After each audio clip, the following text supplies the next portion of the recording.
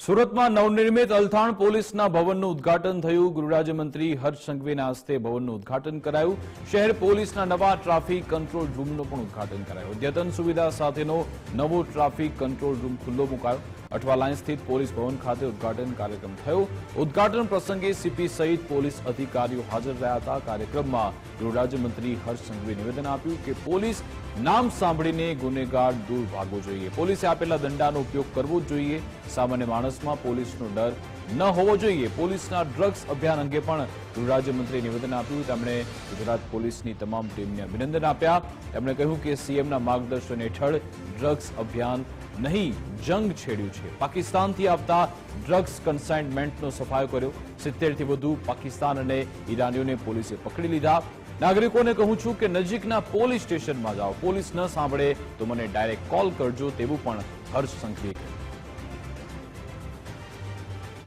મારા શહેરના સૌ આગેવાનોને, સૌ સામાજિક અગ્રણીઓને અભિનંદન જોડે જોડે આભાર માનું છું, કારણ કે આ શહેરની ખાસિયત છે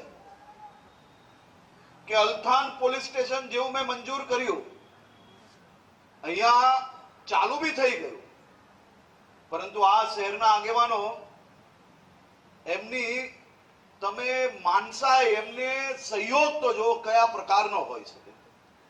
સૌ લોકો સામનેથી આવ્યા, એક સોસાયટી સ્થાપિત કરી। સાહેબ, રાજ્ય સરકારનું કામ કરશે, પરંતુ પોલીસ સ્ટેશન તો અમારી સુરક્ષા માટે બન્યું છે।